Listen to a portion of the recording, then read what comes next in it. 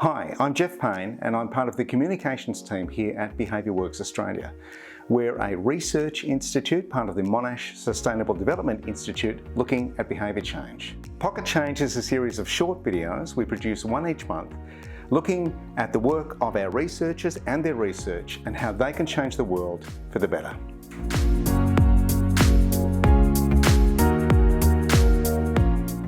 Hi everyone, I am talking to Dr Mel Hatty today about nature and the impact of nature on people and their connection with nature. So welcome. Thank you. And give us a kind of an overview of your PhD. So my PhD was a partnership with the Victorian State Government. They released a biodiversity strategy a few years ago, and part of their strategy was to get people more engaged in conservation.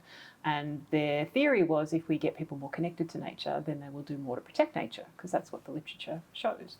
So my PhD sought to understand what is connection with nature and how can we understand it in order to use it as a leverage for conservation.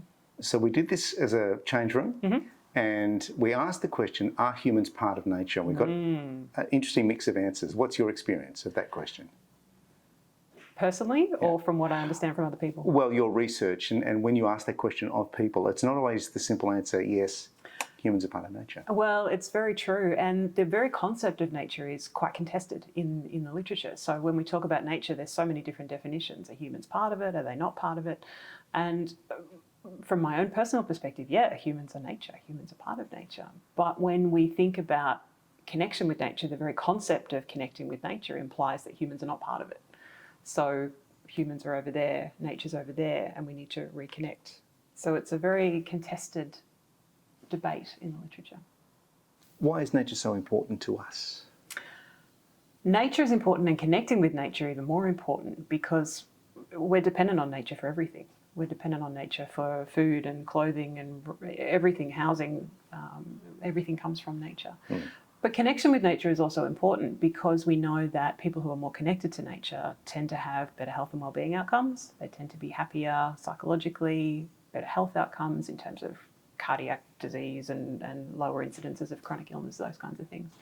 But we also know that people who are more connected to nature do more to protect nature. So part of the Victorian State Government strategy is, again, getting people to connect more so that they're more motivated to do something to protect the natural environment. So since this is a PhD and an academic look at the world, what exactly is nature? Oh, that's a very good question.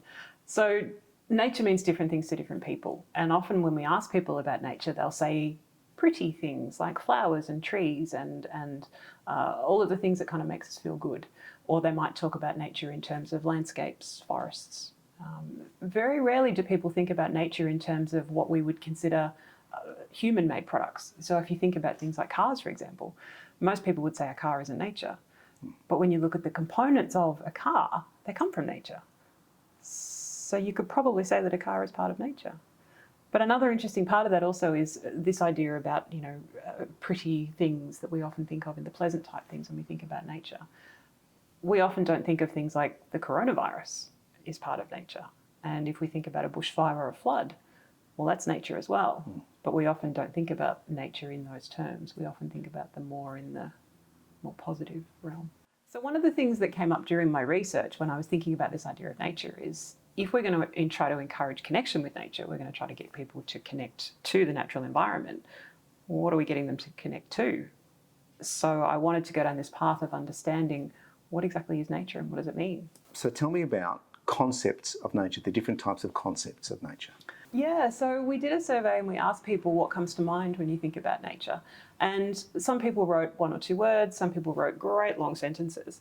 And I coded all of this information and ran a whole bunch of stats on it. And I came up with three broad categories.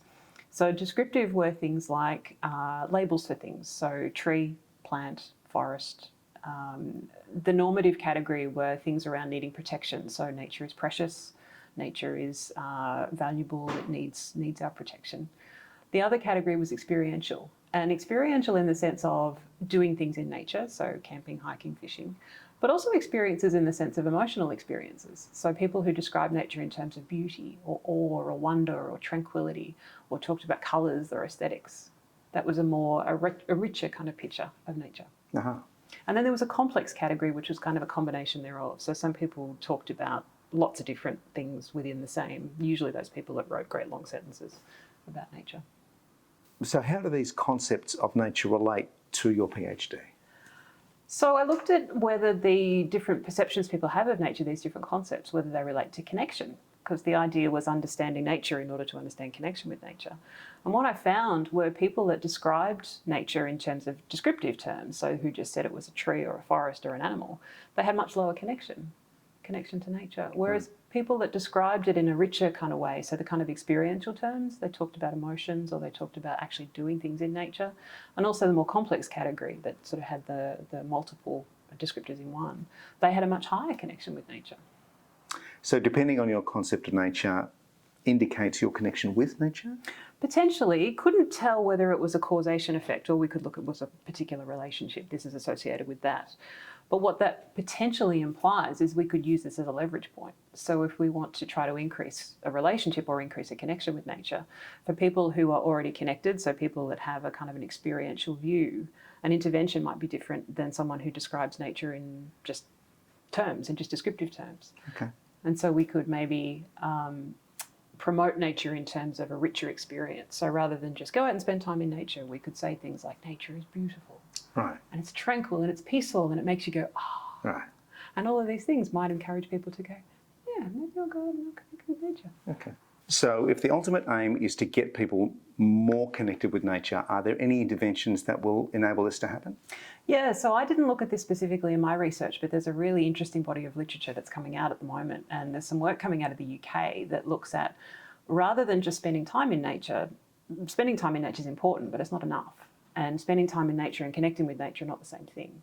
So what we need to do, it looks like, is to actively engage, to actually connect with nature through our senses. So touch and smell and notice. We need to think about the meaning. We need to think about the kind of the psychological, emotional elements of nature. So if we're going to walk from here through that park, rather than just being on our phone and kind of, nature happens to be around us, we need to actually stop and pay attention and go, wow, look at that tree. Or wow, look at that, or smell the leaf. So you can have that more kind of active engagement. How do we do that? How do you increase that kind of engagement? Oh, good question. Technology, oddly enough, is one mechanism that is potentially useful. So there's been some apps that have been developed that have encouraged people to actually get out and actively engage. So Pokemon Go a little while ago. Yes, yeah. To actually encourage people to get out and go to particular places. And there's been some apps, again, coming out of the UK that encourage people to go to specific locations. And then there might be a prompt on the app that encourages you to do something while you're in that location to actively engage. So technology is not necessarily a barrier. It can actually lead us to nature. Okay. There's been an interesting debate talking about technology as exactly as you said, as a barrier to doing it. But depending on how we use the technology, we can actually use it to our advantage for good instead of evil. What about wilderness versus gardens? Nature is everywhere if you pay attention to it. Even in an urban environment, can we connect? Absolutely. This is an interesting topic. The very idea of wilderness is a bit contested, but we often think of nature as something out there. It's a long way away and we have to leave the city or we have to go somewhere to appreciate nature. But nature's everywhere. Nature is nature strips. Nature is pot plants. Nature is everything that's around us. And these apps are particularly useful in that sense because they encourage us to think about what's actually here in our environment right now. So we don't have to leave and go miles away to experience nature. We just have to pay attention to what's around us. So how would you wrap up your PhD, which is years of research, into 30 seconds? What would you wrap up the kind of message, the key message here? What's my elevator pitch? Yeah. Nature is important. Nature is an important part of we as humans, and we need to think about our relationship with nature in order to protect what we have that we need to survive as a species. And connection with nature is one way that we can do this. And there's different types of connection, there's different ways that we connect, there's different factors that lead into connection.